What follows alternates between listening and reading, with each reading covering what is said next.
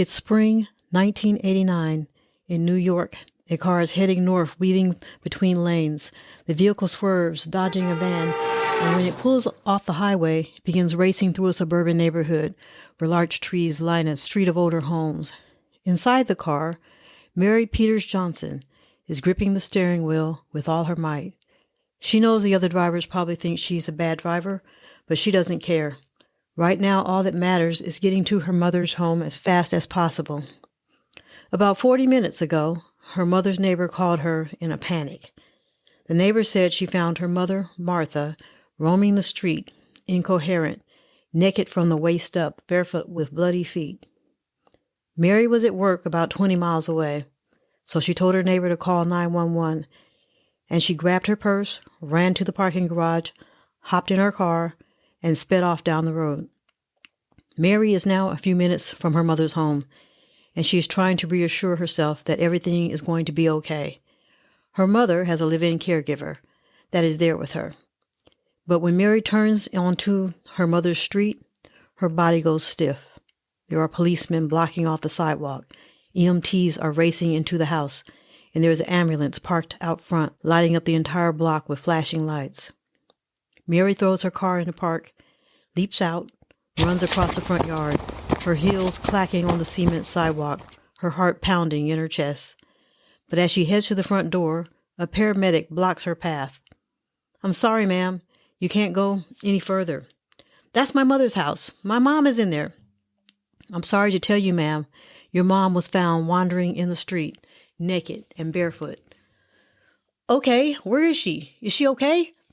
"The paramedics were stabilizing her so we can transfer her to the hospital." "Where is Carmen?" "Who's Carmen?" "She's my mother's caregiver." "Ma'am, there is no one other than the emergency workers in the house with your mother." Mary begins to feel lightheaded and feels her body sway a little. The red and blue lights become a hazy blur. "What do you mean, stabilize her? What do you mean there's no one in the house with her?" "Mom! Mom! I need to see my mother." The paramedic nods, but maintains a stoic look and pivots the conversation. "Ma'am, I understand this is not easy. I need some information. What is your mother's age?" "She's 80. "Who is her primary doctor?" Just then, the neighbor who found her mother walks up. Mary hugs her tight and begins to cry. A policeman approaches and asks, "Have you had any reason to suspect any of the people living here were selling drugs?" "Drugs? Drugs? My mom is a senior citizen with Alzheimer's." "People? What people?" "The only people living here are my mom and her caregiver, Carmen. I was just over here this weekend. My mom doesn't sell drugs." Mary tries to push her way past the paramedic, but she is stopped by a policewoman. "I need to see my mother." "Ma'am, they are bringing her out now. You can follow the ambulance to the hospital. We're going to tape off her home and have evidence technicians test the drugs inside the home. It may be nothing, but it also may be illegal. If so, we will take what we find into evidence."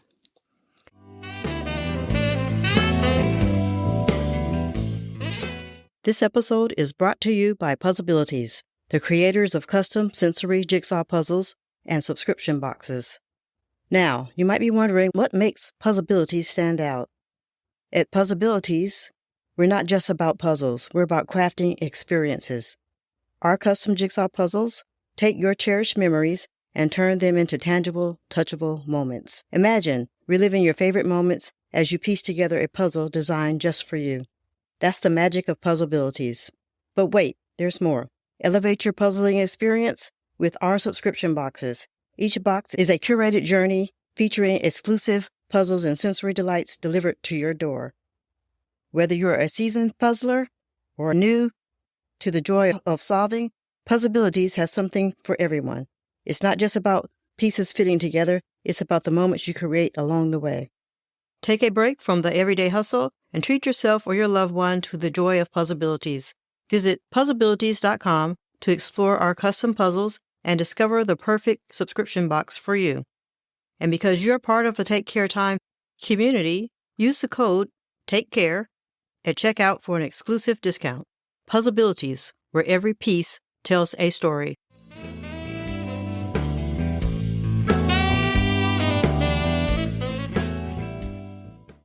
Later that night inside the hospital, Mary pulls an extra blanket onto her mother, making sure her mother is comfortable. Her mother has an ID. She looks weak, innocent, vulnerable. Mary sits beside her in a chair and tries to get some sleep.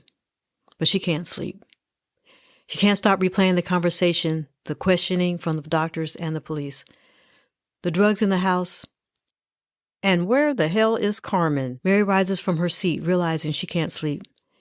She needs answers. The longer Mary sits there, the more she wonders what type of drugs could be in her mother's home and what should she do next.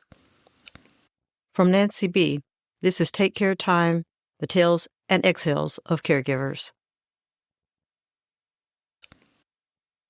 There are 44 million caregivers in the United States. When asked if they had a choice in taking on the responsibility to provide care for their loved one, half of all caregivers report that they had no choice in taking on their caregiving responsibilities. So what does an only child who has a husband, young kids, and a mother who refuses to leave her home do when mom now needs help? This is episode 1, The Sqatter.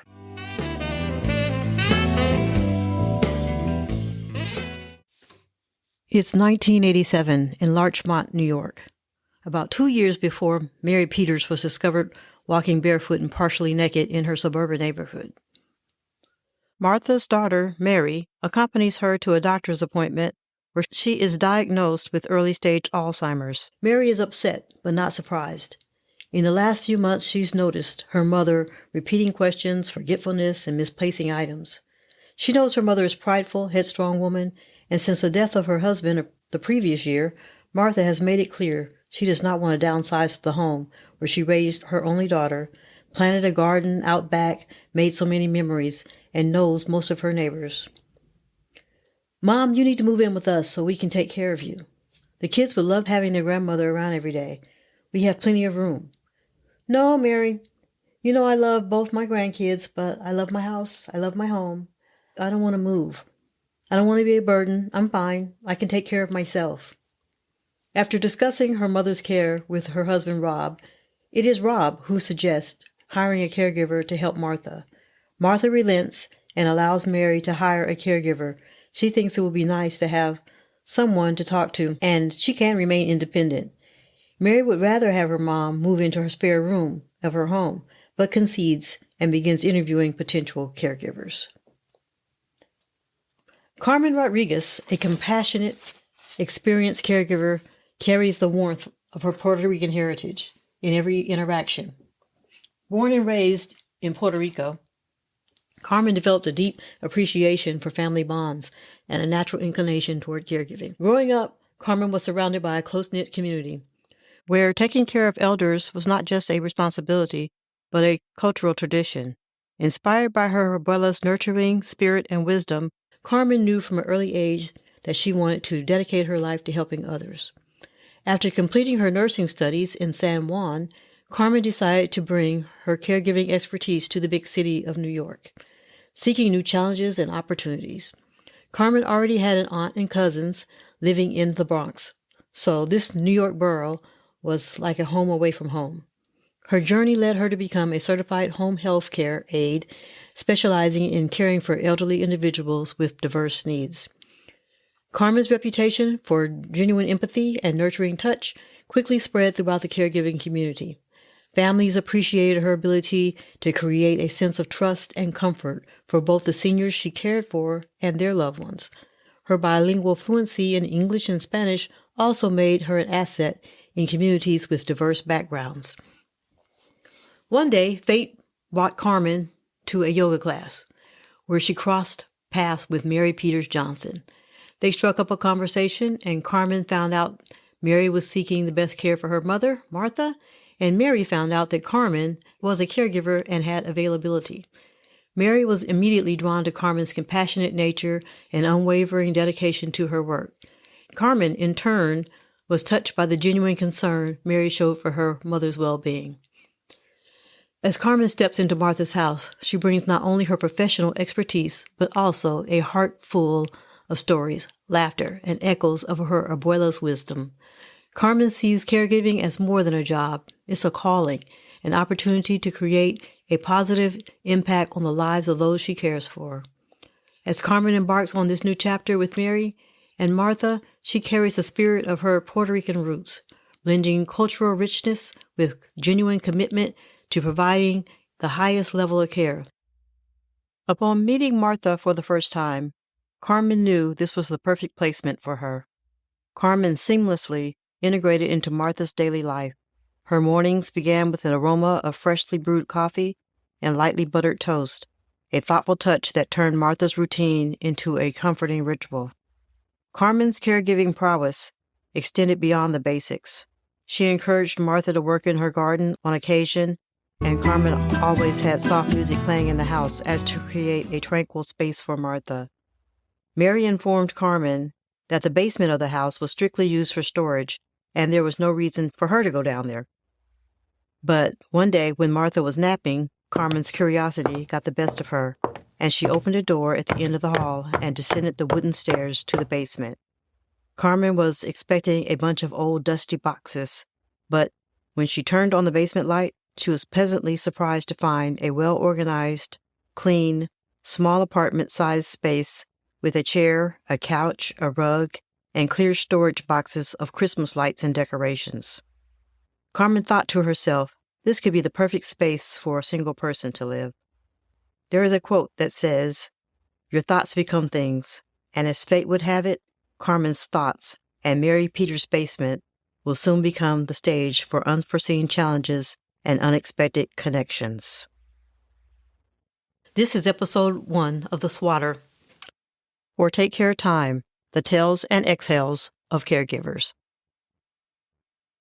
In our next episode, Carmen, the caregiver, makes a fateful decision about the basement in Martha's home. If you would like more information about early-stage symptoms of Alzheimer's, we recommend the Alzheimer's Association at alz.org, where you can learn more about the various stages of Alzheimer's. Please note that this episode features reenactments and dramatized details. While in most cases the exact verbatim dialogue may not be known, all dramatizations are grounded in research. To respect the privacy and confidentiality of individuals involved, names and some identifying details have been changed. Do you have an interesting caregiver story that you would like to have told? Please email us at podcast@takecaretime.com. We would love to hear from you.